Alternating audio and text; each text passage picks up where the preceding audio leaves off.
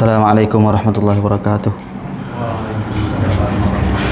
Alhamdulillahirabbil alamin wassalatu wassalamu ala asyrafil anbiya'i wal mursalin wa ala alihi wa sahbihi ajma'in. Subhanaka la ilma lana illa ma 'allamtana innaka antal alimul hakim wa la haula wa la quwwata illa billahil aliyyil azim. Amma ba'd. Alhamdulillah, bersyukur kita ke hadrat Allah Subhanahu wa taala kerana masih lagi diberi peluang untuk hidup atas dunia ni, dan Allah Ta'ala masih bagi lagi nikmat kepada kita untuk kita mengecapi nikmat-nikmat beribadat kepada Allah Subhanahu Wa Ta'ala. Allah Subhanahu Wa Ta'ala bagi lagi nikmat untuk kita solat secara berjemaah dan mendengar sedikit pengisian daripada hamba sendiri, yang mana lepas daripada raya ni kali kedua lah kita sambung dalam kuliah kita mengenai sirah Nabi SAW, yang mana sebelum daripada puasa itu kita dah habis mengenai puasa lah, iaitu kita sekarang ni berada di Madinah. Nabi SAW, Nabi hijrah dah ke Madinah, dan bermula daripada Madinah lah, seperti Ammar sebut, bermulanya ada peperangan. Sebelum daripada ni tidak ada peperangan. Jadi tahun pertama banyak berlaku benda-benda yang bersifat pengurusan. Nabi SAW muka baru sampai di Madinah, jadi bina masjid, mempersaudarakan antara muhajirin dan juga ansar, dan buat rumah. Nabi SAW dia buat rumah kepada Saudah dan juga Aisyah, sehinggalah masuk ke tahun kedua, mulalah Nabi SAW telah mula banyak. Sebenarnya sebelum daripada itu pun, dalam prosesnya Nabi SAW, salah satu benda yang Nabi nak buatnya ialah Nabi nak sekat perjalanan dagang. Kita panggil perjalanan dagang lah ke Abu Sufyan ke Syam. Sebenarnya malam ni insyaAllah kita akan cerita mengenai Ghazwah Badar lah, peperangan Badar, yang mana ini merupakan peperangan yang sangat-sangat agung lah, sangat-sangat hebat, sangat-sangat getir, yang mana Nabi SAW telah dalam sebelum daripada Badar beberapa ekspedisi yang Nabi SAW hantar para sahabat, dan pernah juga Nabi SAW juga pergi nak sekat perjalanan dagang Abu Sufyan untuk nak ambil barang yang mereka rapah daripada orang Islam. Apabila orang musyrikin Mekah dia kita kata memberi peluang ataupun orang Islam apabila dia hijrah, orang Islam dia tidak akan hijrah dengan keseluruhan harta dia. Jadi harta-harta dia ni dikira bagi orang musyrikinnya sebagai hak milik negara lah. Kalau kita kata negara Mekah, so hak milik harta yang ditinggalkan oleh orang Mekah ataupun orang Islam, dia perlu tinggalkan di situ, dan mereka akan rapah.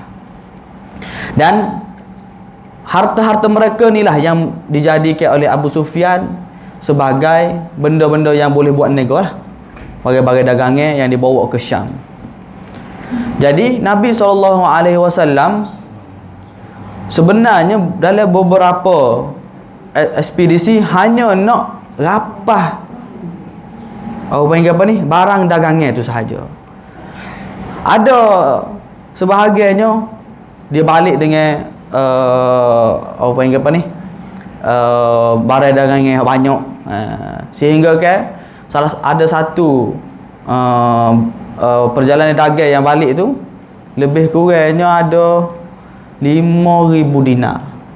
5,000 dinar. Hamba tengok dalam buku tadi dia kata kalau 5,000 dinar lah ni boleh jadi dekat dengan juta. Dengan kita panggil utanya, dia akan bawa uta, bahagian bawa barang ni, sudah ke bawa. So tak ada nak niat Nabi SAW nak pergi perang ke apa lebih daripada nak pergi, kita panggil nak pergi sergah lah, nak pergi sekat sahaja dan nak rapah barang-barang yang sebenarnya milik orang Islam juga. Beberapa kali tak berjaya, Abu Sufyan terlepas. Jadi apabila gitu Siapa satu masa berlakunya satu ekspedisi, kita sebelum daripada Badar ni sebenarnya ekspedisi sangat banyak. Nabi akan kata sahabat ni tak kena. Nabi akan kata sahabat ni tak semesti Abu Sufyan lah, yang pentingnya Quraisy Mekah. Kalau boleh Abu Sufyan atau terbaik lah. Sehinggalah berlaku pada Rejab tahun kedua. Tahun kedua sebelum daripada kita puasa. Baru ni kita cerita mengenai puasa. Puasa tu bulan Ramadan lah. Hari ni bulan Rejab sebelum daripada puasa, sebelum daripada Ramadan tahun kedua. Satu ekspedisi yang Nabi SAW hantar tak ramai orang. Nabi hantar kemungkinan lebih kurang lah, kalau silapnya 8 orang, kalau silap 8 orang. Jadi Nabi hantar, masalah dia ialah apabila Nabi SAW hantar tu, Nabi hantar dalam bulan Rejab. Bulan Rejab ni kita tahu dia adalah bulan haram. Bulan haram. Bulan haram ada berapa? Ada 4. Zulqa'dah, Zulhijjah, Muharram. Tu kapit dengan bulan haji. Kapit bulan haji kan. Zulqa'dah, Zulhijjah, Muharram. Kalau dalam bahasa kita Zulqa'dah, Zulqa'dah deh. Zulqa'dah, Zulhijjah, Muharram. Ni 3. Lepas tu ada bulan Rejab. Yang mana bulan haram ni bukan orang Islam start ni. Orang musyrikin Mekah pun tahu benda ni. Dan benda ni adalah sunnatullah yang Allah Ta'ala dah tetapkan dalam ketetapan Allah Ta'ala, dan Allah Ta'ala rakamkan benda tu dalam Al-Quran. Inna iddatash syuhuri 'indallahi 12 syahran fi kitabillah yauma khalaqas samawati wal arda minha arba'atun hurum. Dan ada daripada bulan-bulan tu 4 bulan haram. Maka apabila mereka pergi dengan niat untuk nak pergi igak dan sebagainya, sampai satu masa ada jumpa orang musyrikin 3 orang, kalau silap 3 orang. Jadi seorangnya apabila mereka tengok orang musyrikin ni, orang Islam ekspedisi kecil ni, mungkin ekspedisi ni bukan di kawasan Madinah. Jadi dia orang Islam duk mikir, lagu mana kita ni, nak buat keputusan lagu mana. Kita nak pergi bunuh bulan Muharram, bulan haram. Kalau kita tak bunuh, rugilah kitanya. Akhirnya mereka bincang, keputusan mereka ni bunuh seorang, 2 orang buat tawanan. Dan apabila bunuh tu, benda bulan haram ni satu kemuliaan bukan pada orang Islam saja, orang Arab akan menjadi berita gempa bagi orang Arab. Yang apabila mereka balik, Nabi sendiri pun Nabi kata, bapa buat keputusan lagu ni. Nabi terkejut dengan keputusan yang mereka buat. Jadi keputusan membunuh dalam bulan Muharram ni adalah bulan Rejab, iaitu bulan haram, adalah keputusan yang tak molek bagi Nabi SAW. Tapi Allah Subhanahu Wa Taala membela mereka yang buat keputusan ni. Allah Taala membela mereka lagu mana? Allah Taala waktu turun satu ayat, yas'alunaka 'anil syahril harami qitalin fih. Dalam surah, dalam muka surat apa 34 kan surat silap. Dalam muka 34 surah Al-Baqarah. Yas'alunaka 'anil syahril harami qitalin fi. Mereka bertanya mengenai pembunuhan dalam bulan haram. Qul qitalun fihi kabir. Allah Subhanahu Wa Taala kata, sungguhnya membunuh dalam bulan haram adalah benda yang besar. Allah Taala sambung, wa saddun 'an sabilillahi wa kufrun bi wal masjidil haram wa ikhraju ahlihi minhu akbaru 'indallah. Tapi Allah Taala kata, mereka yang sekat orang Islam, mereka yang mengeluarkan orang daripada Masjid Haram, mereka yang menyekat orang daripada jalan Allah, lebih besar daripada pembunuhan dari bulan haram. Allah Ta'ala waktu satu ayat membela mereka. Wal fitnatu akbaru minal qatl. Dan ujian yang mereka buat ni kepada orang Islam ni lebih besar daripada membunuh. Ni antara salah satu salah faham yang berlaku dalam kalangan masyarakat kita. Dari semua memahami ayat ni, wal fitnatu akbaru minal qatl, bukan ayat mengenai fitnah sebenarnya. Kita faham fitnah tu lebih teruk daripada membunuh, fitnah tu lebih gini. Fitnah ni memang dosa besar, cuma dalam ayat ni konteks tu salah. Wal fitnatu akbaru minal qatl, dalam ayat ni ialah kerja orang kafir buat kepada orang Islam tu adalah lebih besar daripada bunuh. Allah Ta'ala buat turun mengenai keputusan yang diambil oleh Abdullah bin Jahash dalam Sariyah kita panggil ekspedisi Abdullah bin Jahash. So daripada sini semakin bertambahlah kemarahan orang musyrikin dan juga orang Islam. Memang orang Islam duk tengah tegang antara orang musyrikin ni. Jadi selepas daripada tu berlaku bulan Rejab kan, bulan Ramadan, awal Ramadan tu turunlah ayat mengenai puasa. Kita cerita dah sebelum bulan puasa. Dan dalam bulan puasa juga berlaku satu peristiwa yang sangat besar, iaitu 17 Ramadan. Berlakunya apa? Berlakunya perang Badar. Perang Badar ni serupa dengan tadi juga. Masih lagi dalam konsep ekspedisi tadi asalnya. Kalau bahasa orang kapur kak, lepas pada semaya Nabi SAW, para sahabat mai dengan Nabi kan. Jadi lepas pada semaya, Nabi SAW mendapat satu berita bahawa Abu Sufyan nak kelik daripada Syam.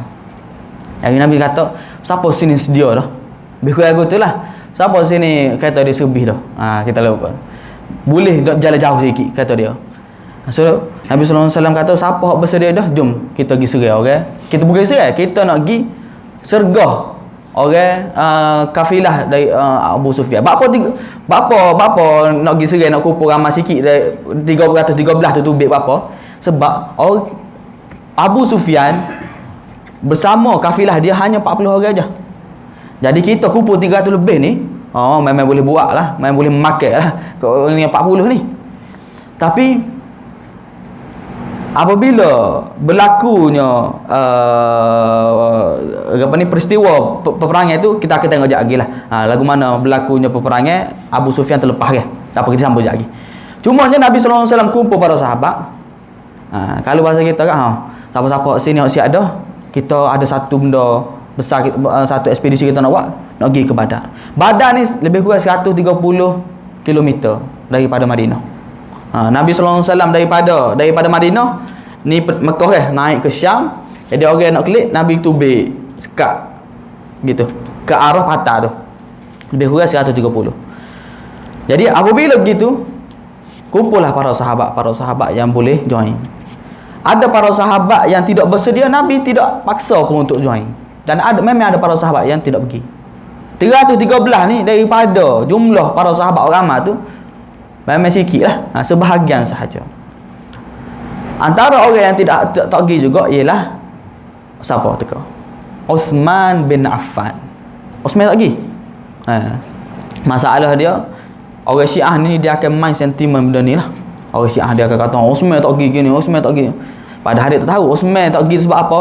Sebab anak Nabi SAW Ruqayyah tengah sakit. Ruqayyah anak Nabi SAW tengah sakit. Lepas daripada ni Ruqayyah akan meninggal lah. Lepas daripada perang Badar, Ruqayyah akan meninggal. Dan Nabi SAW lepas daripada kematian Ruqayyah, Nabi kahwin ke Uthman dengan siapa? Ummu Kulsum. Sebab itulah Uthman ni dia boleh gelar Dhunnurain, orang yang mempunyai dua cahaya. Siapa cahaya tu maksud dia? Dua anak Nabi, Uthman ni. Jadi Uthman antara orang yang tidak pergi ke peperangan Badar lah. So apabila kumpul para sahabat, siapa yang boleh pergi, gilah ke Badar. Pergi ke Badar, ke arah Badar. Tengok Abu Sufyan lari daripada kumpulan orang Islam negeri Serai ni. Dia terlepas dia. Maksudnya daripada dia balik tu, orang Islam tu nak sekat, terlepas dia. Tapi sebelum daripada dia terlepas tu, dia atas dah orang. Dia kata, aku ajak kita atas orang untuk minta pertolongan, biar orang jahat Abu Jahal prepare dia punya tentera dia untuk naik ke atas pula. Jadi orang Madinah tu baik kau ni. Abu Sufyannya dia terlepas. Dia atas orang awal lagi, tapi dia terlepas. Abu Jahal naik ke atas di Badar.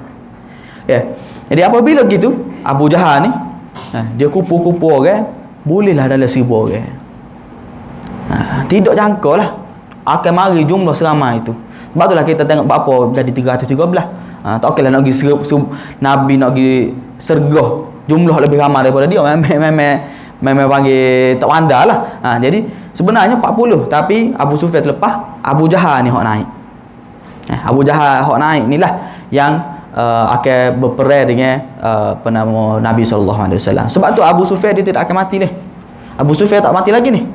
Abu Sufyan paling gapo? Akan masuk Islam. Nah, Abu Sufyan akan masuk Islam. Jadi dikatakan di Mekah ni pala-pala pengak dia nyo akan join peperangan Badar ni. Akan join peperangan. Abu Jahal join. Dia ada Umayyah bin Khalaf. Umayyah bin Khalaf ni ialah tuai kepada Bilal bin Rabah. Uqbah bin Abi Mu'aid. Gak siapa lagi? Utbah, ada 2-3 nama besar lah, saya pun tak ingat. Cuma tak apa, kita tengok. Jadi apabila orang-orang besar ni pergi ni, antara orang pergi jugalah Abu Lahab. Abu Lahab tak pergi juga. Tapi Abu Lahab akan mati lepas daripada perang ni jugalah. Jadi orang-orang besar pergi. Apabila pergi sampai situ je, Nabi SAW nya, nak ayatnya betapa hebat Nabi SAW, betapa gentleman Nabi SAW.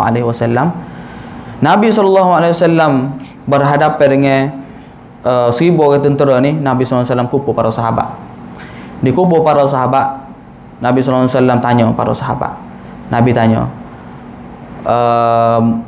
ma ra'yuka, ataupun apa pandangan kamu mengenai keadaan kita sekarang ni? Lah ni orang musyrikin Mekah dah ada kawasan kita ni.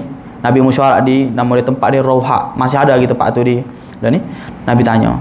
Apabila Nabi tanya, bangunlah Abu Bakar kecek. Abu Bakar kecek. Abu Bakar dia orang Mekah ke orang Madinah? Orang Mekah. Jadi orang Mekah ni, dia gimana pun dia sanggup dah duduk dengan Nabi. Nabi suruh gapo pun dia buat. Harta pun dia tinggal dah. Hak ni gapo Nabi suruh dia akan buat. Lepas daripada Abu Bakar kecek, Umar pula kecek. Pun sama juga, Umar orang Mekah juga. Sehinggalah bangun para sahabat daripada Ansar. Sebab ramai juga daripada Ansar hak join daripada peperangan ni. Sa'ad bin Mu'az kata, dia antara kaum ketua daripada Ansar, ketua saya tengok daripada Aus ataupun Khazraj, dia bangun, dia kata, ka'annaka turiduna ya Rasulullah. Wallahi ka'annaka turiduna ya Rasulullah. Demi Allah, sebenarnya musuh kami kecek. Sa'ad bin Mu'az, dia tak royak. Benarnya musuh kami kecek. Dia pun, Nabi kata, ya. Bapa Nabi royak lagu tu? Bapa Nabi nak daripada Ansar? Sebab kalau ikut perjanjiannya daripada Bai'ah Aqabah sendiri pun, perlindungan yang dijanjikan dalam Bai'ah Aqabah tu ialah perlindungan kalulah duduk di Madinah. Dan perlindungan tidak bersifat perjanjian perang. Tapi apabila lagu ni Nabi SAW, saya duduk nampak yang kalulah ada seorang sahabat kata, ayah Rasulullah, kita bukan nak perang benar ke? Ni, kalulah seorang sebut lagu tu, kemungkinan Nabi kelik. Sebab apa? Sebab Nabi sangat gentleman. So apabila daripada ketua kaum dia sebut lagu tu, dia sebut, sungguhnya kami tidak akan berkata seperti mana Bani Israel kata. Bani Israel kata, inna qa'idun. Sungguhnya kami akan duduk je. Idhaba anta wa rabbuka faqatila inna ma'akuma laqatilun. Bahkan kami akan kata kami akan bersama denganmu ya Rasulullah, dan kami akan pergi bersamamu. Sesungguhnya kalulah musuh kami pergi ke barkul satu tempat diam, mereka kata kami akan pergi. Barulah para sahabat mula gembira dengan ucapan yang disebutkan oleh Sa'ad bin Mu'az ni. Sa'ad bin Mu'az ni seorang sahabat yang mana Nabi SAW kata apabila dia mati bergegar arasy Allah Subhanahu Wa Taala. Hebatnya Sa'ad bin Mu'az ni. Jadi apabila gitu disepakati dah oleh semua para sahabat untuk nak berperang, maka Nabi SAW pun berpakat dengan para sahabat untuk berada di tempat yang dinamakan Badar. Sahabat ini tempat yang Badar ni ada lagi. Dan dulu kerajaan Saudi ketak sikit dari sudut kita nak pergi ziarah sini ni. Allah ni siapa-siapa pergi travel, sebahagian travel dia buat dah pergi ke Badar, boleh pergi. Boleh kita tengok bagi salam kepada orang yang syahid dalam peperangan Badar, ada, boleh kita tengok. Cuma dia itu sikitlah, sebab dia 130. Boleh jamak. Boleh jamak jauh sikit. Sebab tu setengah travel dia tak buat sebab jauh. Antara tempat tu pun tak ada benda hak itu sangat kan. Kalau bawa orang muda tak apa. Kalau bawa orang berumur ni, letih. Sebab dalam 2-3 kali kita bawa pun orang tua dia akan letih lah, sebab dia jalan dia Saudi panas dan sebagainya. So siapa-siapa biasanya travel akan buka kepada siapa-siapa hok nak join sajalah. Tapi kalau ada peluang gilah. Lah ni dalam masa Saudi mudah untuk kita nak pergi jalan tempat-tempat bersejarah ni, kita pergi. Antaranya siapa-siapa pergi ke umrah apa ni, kalau ada peluang pergi ke Taif. Mungkin 2-3 ada orang tu dia tak suka. Sebab dia duduk fokus ke ibadat. Cuma lepas daripada ni kalau kita pergi, cuba kita pergi jalan tempat-tempat gitu. Bukan pergi jalan, pergi cari apa ni, cari buah kurma ke, cari buah-buah kena cari juga. Cumanya kita nak pergi ni nak menelusuri sirah Nabi sallallahu alaihi wasallam. Perjalanan Nabi sallallahu alaihi wasallam di sekitar di Saudi. Di Saudi ni banyak lagi tempat lah. So Nabi sallallahu alaihi wasallam di Badar tu, Nabi sallallahu alaihi wasallam pun sapa di tempat nama Badar. Kebanyakan tempat ataupun peperangan, tempat hak bersejarah dinamakan bersempena tempat, nama tempat tu. Ghazwah Badar dinamakan Ghazwah Badar disebabkan tempat tu nama Badar.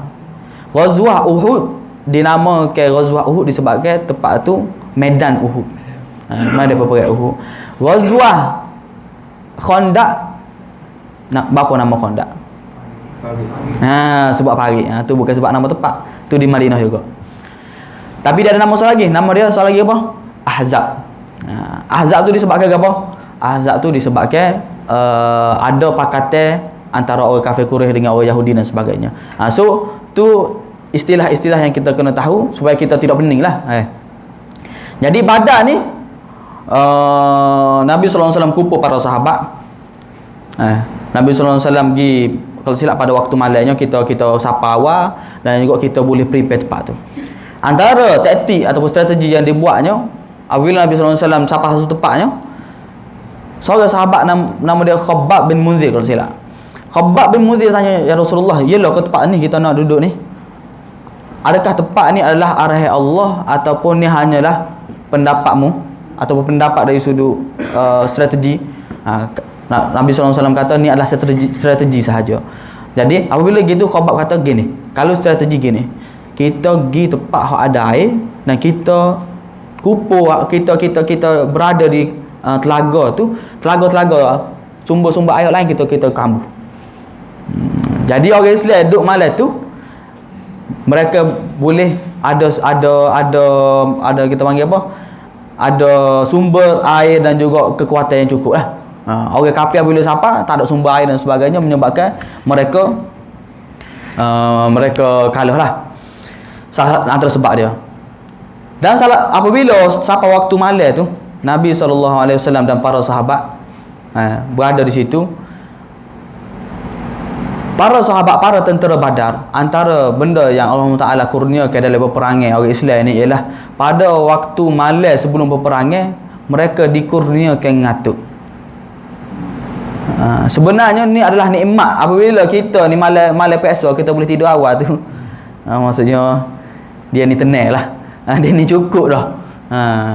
Jadi apabila malam sebenarnya dalam kegawatan lagu tu susah nak tidur, tapi Allah Taala bui ngatuk tu. Allah Taala bui ngatuk ni menyebabkan mereka cukup rehat. Jadi kita pun salah satu cara kalau debar ke apa tidur. Dia memang berkesan. So apabila kita tengok sekabut ke apa, salah satu caranya tidur. Boleh. Jadi para sahabat Nabi SAW jadi ngatuk malam tu, dia tidur awal, kecuali Nabi SAW dan juga sahabat dia Abu Bakar.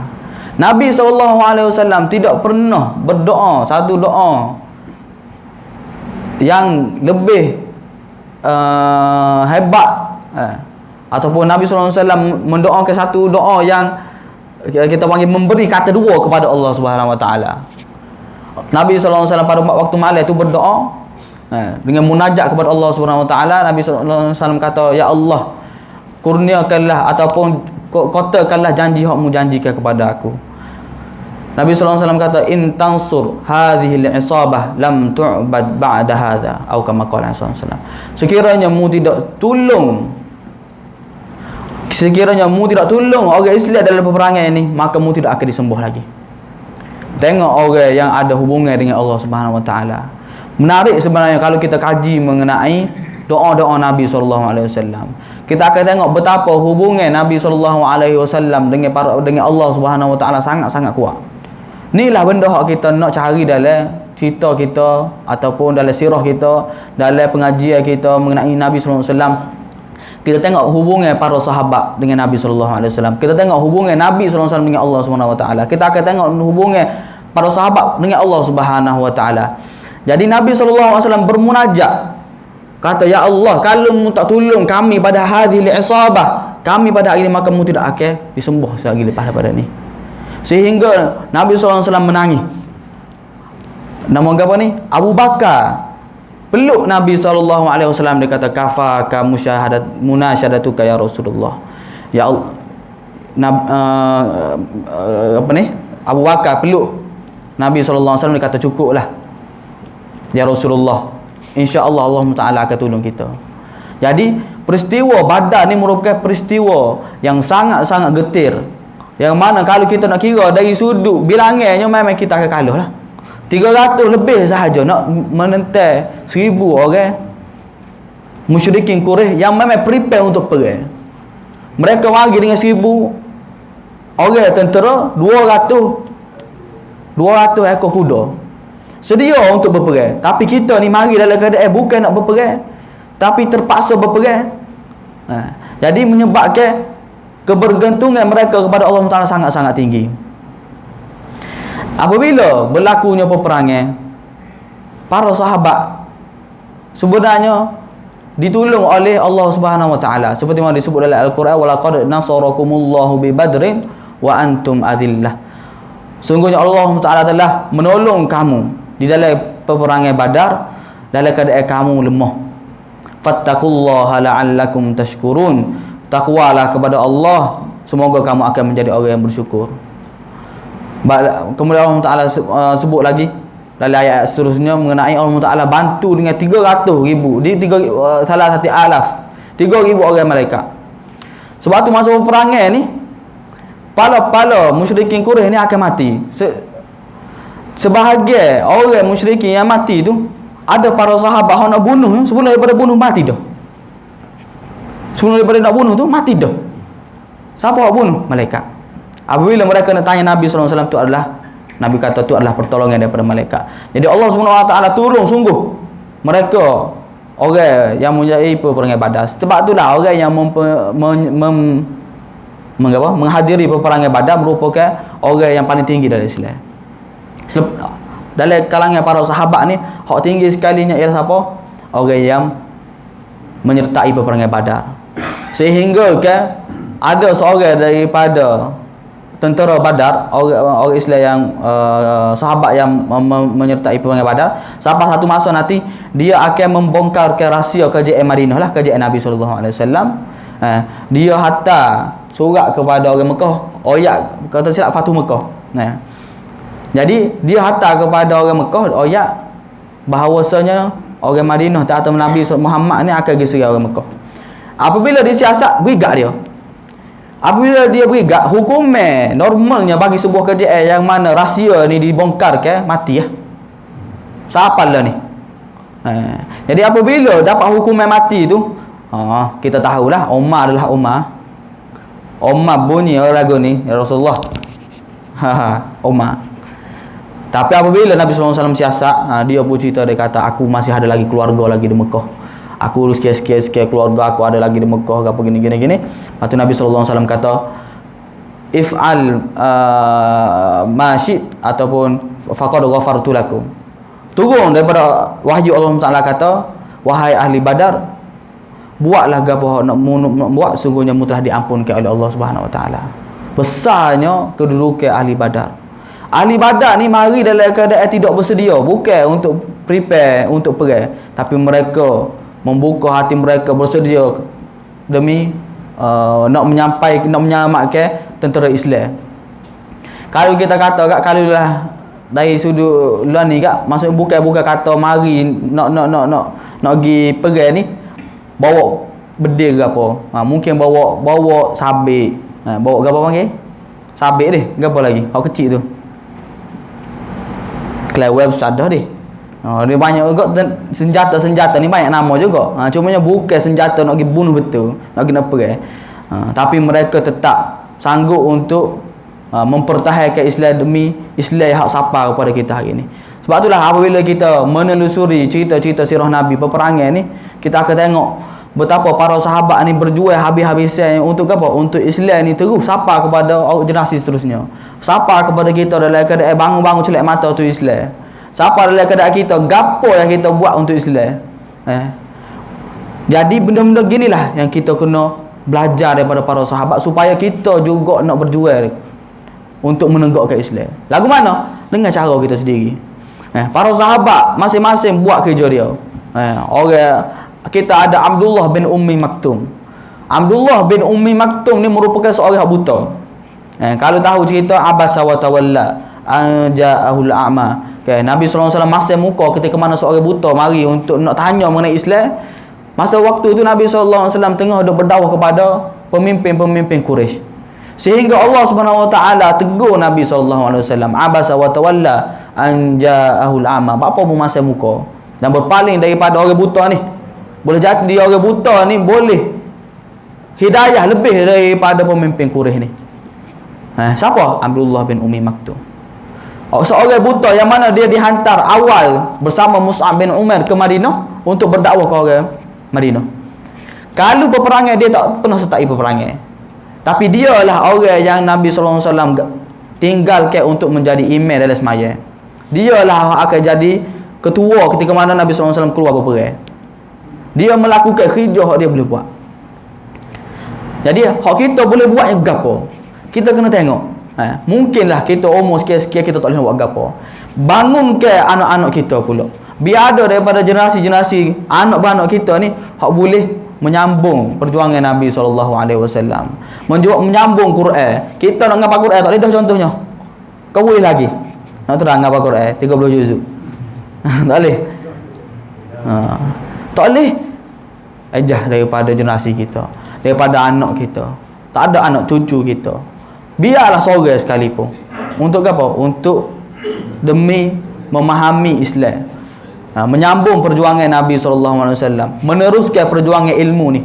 Tak ada benda yang lebih besar, lebih boleh menyelesaikan masalah umat ni lebih daripada ilmu.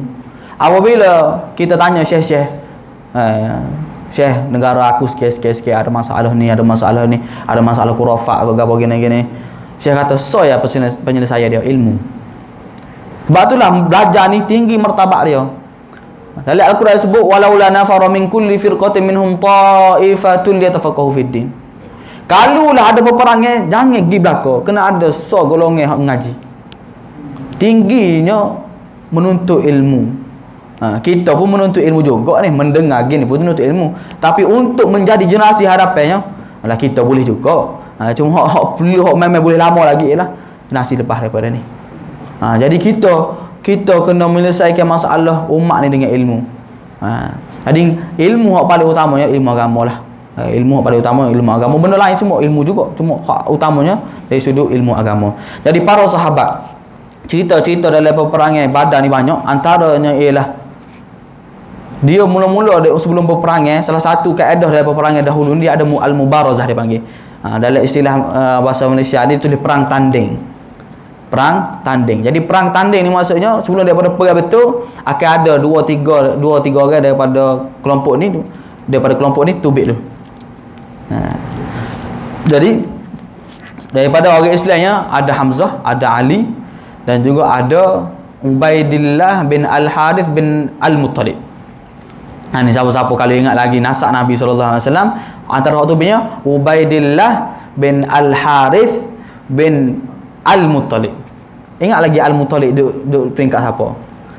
Al-Muttalib ni dia sekali dengan Hashim, adik-beradik Hashim. Kemudian daripada Al-Muttalib ada anak nama Al-Harith. Daripada Al-Harith ni tubiklah seorang anak nama Ubaidillah. Jadi siapa tu? Muhammad bin Abdullah bin Abdul Muttalib bin Hashim kan? Hashim bin Abdul Muttalib bin Abdullah. Jadi dia ni sama dengan Hamzah. Pak saudara Nabi. Pak saudara Nabi ke? Tuk saudara. Kena titih molek bagi kita ni. Hashim Abdul Manaf kan? Lepas Hashim Abdul Manaf. Bawah dia. Payah kau titih ni. Tapi kan tengok Nabi SAW. Nabi tak pilih kasih. Nabi tidak pilih kasih. Nabi adalah perang sekalipun orang yang akan duduk depannya khabar Nabi juga. Bukan kata kita ikut orang lain tu. Tengok gentlemannya Nabi SAW. Seorang yang sangat gentleman. Perang-perang. Tak kira siapa. Nanti kita akan tengok di peperangan Mu'tah. Nabi SAW hantar siapa? Zaid bin Harithah. Anak angkat Nabi SAW. Hak dia saya. Yang mana Zaid ni sehingga ke orang yang akan Zaid bin Muhammad nama dia. Nabi hantar ke tak? Nabi hantar. Nabi tidak memanjakan anak jantan dia. Kita bahasa mudah lagu tu lah. Nabi tidak memanjakan kaum kerabat dia. Perlu berperang-perang. Kita adalah seorang gentleman. Ni antara benda hak ustaz kita cerita semakin hilang dalam kalangan orang kita lah ni lah. Orang jantan nak jadi tina, orang tina nak jadi jantan. Jadi Nabi SAW berlakunya peperangan. Apabila berlaku peperangan tanding tu, maka tiga daripada orang musyrikin Quraisy mati. Nabi SAW ketika mana sebelum daripada perang, Nabi SAW telah ditunjukkan oleh Allah Subhanahu Wa Taala tepat-tepat pala-pala pengat Mekah ni, pala-pala pengat orang kafir Quraisy ni akan mati mana. Umar bin Al-Khattab apabila dia meriwayatkan hari ini, dia kata, aku tidak melihat tepat-tepat Nabi kata Abu Jahal akan mati sini. Umayyah bin Khalhah akan mati sini. Dia ni akan mati sini. Dia ni akan mati sini. Umar kata, tidak ada tempat yang Nabi sebut melainkan dia akan jatuh situ juga. Setiap tempat yang Nabi kata dia ni akan mati sini, dia ni akan mati sini, dia akan mati situ. Jadi antara nama besarnya kita ada apa? Kita ada Abu Jahal. Abu Jahal akan matilah. Abu Jahal ni anak dia nama apa? Anak dia nama Ikrimah. Ikrimah ni akan masuk Islam lepas daripada ni. Ikrimah tak mati di sini. Ikrimah akan masuk Islam lepas daripada ni. Ikrimah duk jaga ayah dia ni. Ada seorang sahabat nama dia ialah Abdurrahman bin Auf. Kenal aku rasa ni? Abdurrahman bin Auf ni, dia awal dia perang ni, dia kata, duk tepi aku ni dua orang muda ni aku tak kenal ni. Nama dia Muaz, dua nama Muaz. Ataupun nama Muaz, orang nama Muawiz. Dua orang ni, Muaz dengan Muawiz ni, ataupun Muaz dengan Muaz ni, dua orang Muaz ni, apabila dia pergi jumpa dengan Pakcik Abdurrahman ni, dia kata, Pakcik, kita nak kenal Abu Jahal. Nak kenal Abu Jahal. Dia kata, kami tahu dah nama dia tapi muka tak kenal. Sebab apa? Dia orang Madinah. Jadi apabila dua orang ni tanya Abdurrahman bin Auf, kata, boleh kira orang muda ni. Seorang lagi pun mari pula tanya juga. So Abdurrahman bin Auf pun kata, dua ni orang tua ni ialah Abu Jahal. Jadi apabila dua ni tahu, mereka sama-sama nak pergi serang Abu Jahal, yang mana akhir sekali mereka berdua lah yang membunuh Abu Jahal. Menariknya seorang daripada dua Muaz ni, dia akan orang apa ni? Bukan baca apa enggak? Dilibah oleh Ikrimah. Sehinggalah tangan dia ni terkulai lah, kita katakan. Boleh gerak lagi tapi terkulai. Sebelum lepas daripada tu, apabila Abu Jahal mati, dia tak mati lagi. Dia pergi jumpa Nabi SAW. Dua-dua ni pergi jumpa. Kemudian Nabi SAW dia meninduk pakat dua. Aku bunuh Abu Jahal, aku bunuh Abu Jahal. Yang mana Nabi SAW akhir sekali Nabi kata, dua-dua bunuh, Nabi kata. Yang mana seorang tu dia kata dia nak pergi sambung perang. Dia nak pergi tu apabila dia nak pergi perang ni, tangan gini ni serabut. Tahu dia buat apa? Dia jatuh tangan dia bawah, dia pijak, putus tangan. Nak pergi perang lagi. Para sahabat. Kalulah kita nak compare dengan kita jauh. Jangan jauh dengan kita lah. Para sahabat betapa nak melindungi Islam supaya sampai kepada kita pada hari ni dengan baik ni. Berjuang habis-habis dalam perang dia, dalam go tu dia, dalam go ni dia, supaya sampai kepada Islam kepada kita. Dan terakhir sekali kita tutup dengan satu cerita, kita sambung lagi pada kuliah minggu depan. Seorang sahabat, dia apabila dia dalam perang ni, mengikut cerita guru kitanya ialah dalam perang ni dia bukan sekaligus tu pergi perang. Ada juga sebahagiannya pergi perang lepas tu ganti, tukar. Nabi SAW dalam perang Nabi duduk depan kau, Nabi duduk mana? Teka. Kita pernah fikir tak Nabi duduk mana dalam perang? Nabi dalam perang Nabi tak duduk depan. Bahkan kalau Nabi duduk depan pun mungkin yang para sahabat tak bui. Sebab apa? Sebab kalau Nabi duduk depan, memang mudah nak mati lah. Tapi para sahabat akan meletakkan Nabi SAW duduk belakang. Nabi duduk belakang, Nabi akan bagi arah sikit. supaya apa ni, Nabi SAW tidak mati dan Nabi SAW terjagalah daripada serangan-serangan musuh. Jadi seorang sahabat ni bila pergi tu dia nak pergi makan lah. Ada makan kerma ya. Makan kerma. Apabila makan kerma, Nabi SAW kata, pergilah kamu kepada jannatin arduhas samawati wal ard. Syurga yang mana keluasan dia ialah seluas langit dan bumi. Apabila dia tengah makan tu, dia kata, ya Rasulullah, ya ke syurga ni luas tu? Dia kata, ha lah. Dia pun kata, bakhin. Bakhin dia kata, kalau kita, Allah, dia buai tamat dia pergi. Kalau silap nama dia Umair bin Al-Humam. Dia pergi dan dia syahid. Mereka para sahabat membuai makan tu kenapa? Kerana nak syurga Allah Subhanahu Wa Taala. Jadi apabila kita baca sirah Nabi SAW, apabila kita baca Al-Quran terutamanya, kita akan tengok cerita mengenai syurga, kita akan tengok cerita mengenai neraka. Sepatutnya dia akan lebih menimbulkan kecintaan kita kepada syurga Allah Subhanahu Wa Taala dan menimbulkan ketidakinginan kita kepada neraka Allah Subhanahu Wa Taala. Apabila kita tengok daripada akhir Al-Quran tu, daripada bawah, kita kata mudahnya 30, majoriti akhir Quran ni cerita mengenai kiamat. Apabila kita baca Quran ni, sepatutnya kita semakin rasa tak say kepada dunia. Bukan tak say kepada dunia tu, tak say kerja. Dunia ni tak ada apa. Kita nak bawa setara mana dunia kita ni? Kalau kita ada harta banyak sekalipun, kita nak bagi mana? Kalau anak kita tidak soleh, hak mana sah harta kita? Harta hak kita tinggal ke anak kita ke? Harta hak kita telah gadaikan kepada agama Allah. Lagu mana kita nak nilai diri kita telah. Jadi kita pakak-pakak fikirlah, dalam peperangan ni kita akan tengok sangat-sangat dahsyat berlakunya peperangan. Nanti lepas daripada ni kita akan jumpa peperangan Uhud, peperangan Khandaq dan sebagainya. Kita akan tengok kegetiran lagi lah para sahabat yang meninggal. Kita akan tengok di Mu'tah nanti. Mu'tah ni para sahabat yang Nabi SAW kata, kalau dia ni mati, ganti dia ni. Mati, ganti dia ni. Mati, ganti dia ni. Kita nak buat setara tu tak boleh dah kita. Pergi-pergi pun tak ada dah. Jadi kita cuba menjadi seorang perindu kepada syurga Allah Subhanahu Wa Taala. Kita cuba buat keduniaan itu dari diri kita. Tak boleh ke kaya? Boleh kaya. Tapi Nabi SAW kata, kaya yang terbaik ialah ni'mal malus salih lirrajulis salih. Baiknya harta yang baik ni adalah pada orang yang baik. Jadi hak mana kita ada harta, kita cubalah buat harta kita tu, cuba kurangkan kita kecintaan kepada dunia. Cuba kita buat kesukaan kita kepada nafsu. Bukan nak suruh jadi supaya dengan sebahagian agama hak tinggal makan, tinggal minum, tak nikah dak. Tapi kita urus nikmat-nikmat yang Allah Taala kita bagi kepada kita untuk syurga Allah Subhanahu Wa Taala. Kehidupan kita ni letih kerja ni. Dunia ni letih. Kerja kalau dulu kat buat padinya, tubik balik petainya gapo ke. Warga tu kerja 8-5 kalau duduk Kuala Lumpur gapo. Menarik jauh bila kita buang sarai-sarai ni duduk Kuala Lumpur lah. Rasa putus cerita juga. Kalau kita ulang balik. Dia kata letih kerja, dia kata. Kalaulah kerja kita ni kita tak niat kerana Allah, rugi kita. Letih kerja ni.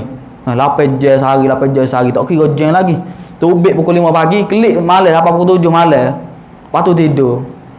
Kalaulah keletihan kita dalam kita kerja ni, kita tak niat kerana Allah Subhanahu Wa Taala, rugilah kita. Hal ni lah bekal kita nak bawa ke akhirat kita. Harta ada tu, buatlah harta kita biar ada juga gia kita, harta kita untuk akhirat kita. Harta yang kita nak bawa kepada Allah Subhanahu Wa Taala. Dan seperti mana kita ngaji ni pun, benda ni ngaji ni ialah untuk kita nak bawa kepada Allah Subhanahu Wa Taala. Di hari kiamat nanti kita nak bawanya, ya Allah, aku ngaji sirah Nabi SAW ni supaya tambah kecintaan aku kepada Nabi. Aku nak bawa cerita aku Nabi aku ni, cinta aku kepada Nabi ni menjadi amal ibadat yang diterima oleh Allah Subhanahu Wa Taala. Semoga Allah Taala masukkan kita ke dalam syurga Allah SWT dan jauhkan kita dari neraka. Sebagaimana Allah Taala kupu kita pada hari ini, kita minta kepada Allah Taala supaya Allah Taala kupu kita di syurga dia nanti. Amin ya rabbal alamin. Wa sallallahu ala nabiyina Muhammad wa ala alihi wa sahbihi ajma'in. Terima kasih salah silap. Terima kasih belaka. Assalamualaikum warahmatullahi wabarakatuh.